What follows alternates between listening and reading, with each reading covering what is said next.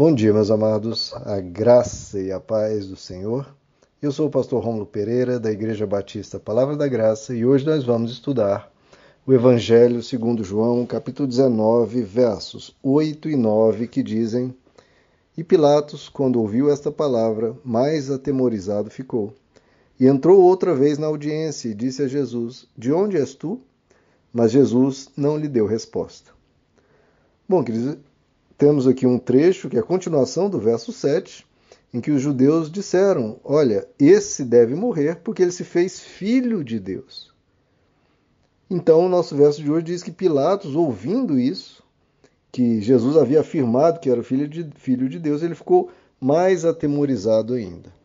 Veja só, essa é uma constante no Evangelho de João. O Evangelho de João registra diversas passagens em que Jesus, ao discursar, ao fazer suas afirmações, acabou sendo acusado de justamente dessa blasfêmia, né? Porque Jesus afirmava categoricamente que ele e o Pai eram uns, diferente do que algumas seitas ditas cristãs afirmam, né? Afirmam que Jesus era um homem sem pecado, era um homem perfeito, etc., mas não era Deus.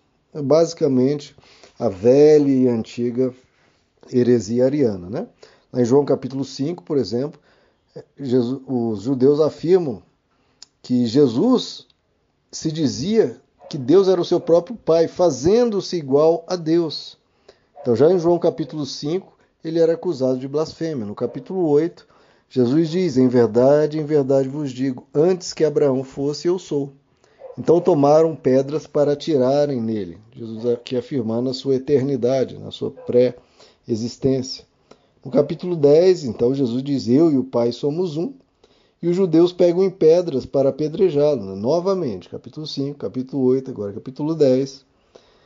E os judeus dizem: olha, nós não vamos te apedrejar por alguma boa obra, mas pela blasfêmia, porque sendo tu homem, a ti mesmo fazes Deus. E Jesus, diante disso, ele reafirma isso, que olha, vocês dizem que eu blasfemo porque eu disse que sou filho de Deus.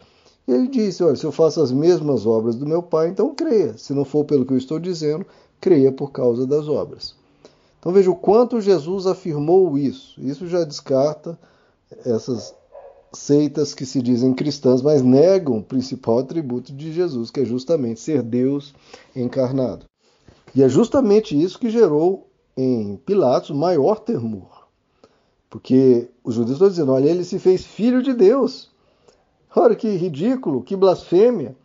E aí Pilatos fez, claro, o raciocínio óbvio. Sim, pode ser uma blasfêmia, pode ser uma pessoa translocada, pode ser simplesmente uma pessoa que está querendo ter vanglórias, se exaltar acima dos outros, ou pode ser verdade.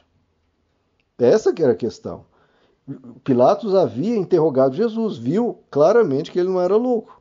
E a gente pode ver isso em todos os evangelhos. Jesus não tem qualquer traço de loucura. Então ele poderia estar dizendo que era o filho de Deus, se fazendo igual a Deus, porque ele queria, né, reinar sobre as pessoas, queria ser o poderoso governante, explorar a fé das pessoas, mas Jesus não tomava um centavo de ninguém. Jesus, lá em João capítulo 6, se recusou a ser feito rei pela multidão. Jesus dispensava as pessoas, Jesus não queria governo político algum. Então, de todas as alternativas, só resta uma. Aparentemente, Pilatos deveria estar pensando: esse homem tem um quê, tem uma possibilidade alta da afirmação dele ser verdadeira. Olha que loucura. Veja que o texto diz que ele ficou mais atemorizado, porque ele já estava um pouco atemorizado de mandar matar um líder religioso e que ele sabia ser inocente. E mais, o diálogo que ele teve com Jesus gerou mais admiração.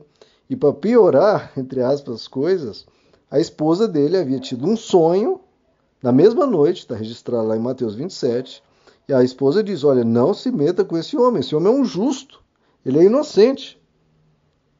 Então, veja como Deus dá chances às pessoas. Deu inúmeras chances a Pilatos para ele se recusar a fazer aquilo, e aí talvez desse um outro curso, talvez Jesus fosse, passaria por algum tipo de morte, mas não pela mão de Pilatos, nem que deposto em Pilatos e colocasse outro no lugar, né? Mas veja que Deus deu todas as chances para Pilatos não se envolver nessa trama. Bom, e Pilatos, diante desse temor de saber ainda mais essa informação, que Jesus havia afirmado ser o Filho de Deus, ele volta até Jesus, olha só, ele volta a interrogar Jesus e pergunta, olha, de onde você é? E para surpresa maior de Pilatos, que ele poderia pensar, bom, ele vai começar a argumentar, dizer que é filho de Deus, etc., que ele é Deus encarnado e tudo. E aí Pilatos pensou, bom, quando ele afirmar essas coisas, eu vou detectar na voz dele, no olhar dele, na forma de se expressar. Eu vou acabar percebendo que, na verdade, é um louco, vou acabar percebendo que é uma pessoa, né, que se acha demais, uma pessoa soberba, e eu vou detectar, eu conheço o ser humano. Era isso que ele esperava de Jesus, que ele começasse a argumentar, a falar, a explicar.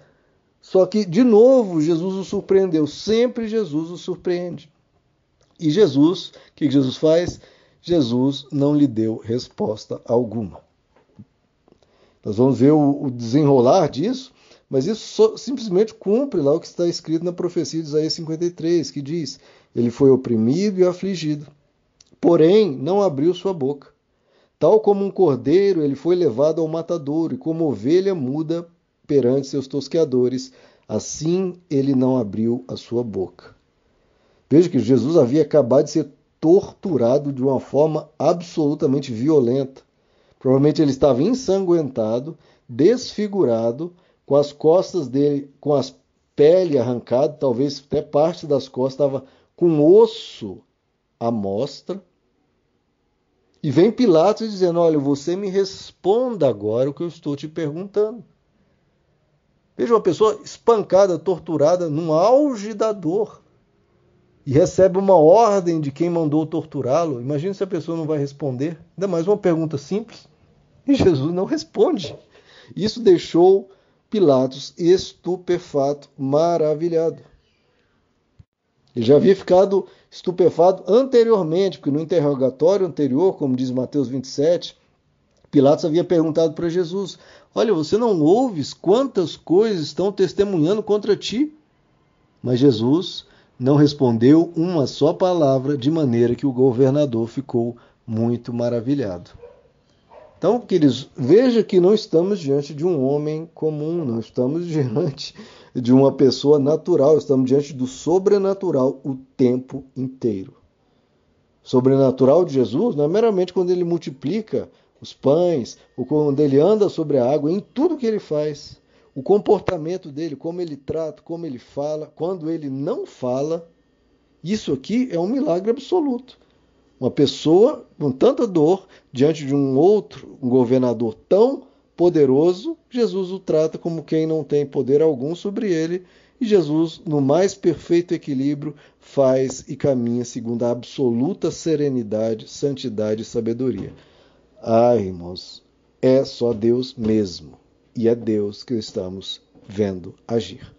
Lindo demais. E Pilatos, só ficando mais admirado, mais maravilhado. Veja, uma pessoa que não tinha superstições, que não seguia as doutrinas judaicas, ele ficou absolutamente maravilhado, porque ele conhecia o ser humano e estava diante de quem ele estava vendo, que era totalmente diferente, que era surpreendente, que era maravilhoso e era de deixar qualquer um de queixo caído. Meus amados, que Deus lhes abençoe. A graça e a paz do Senhor.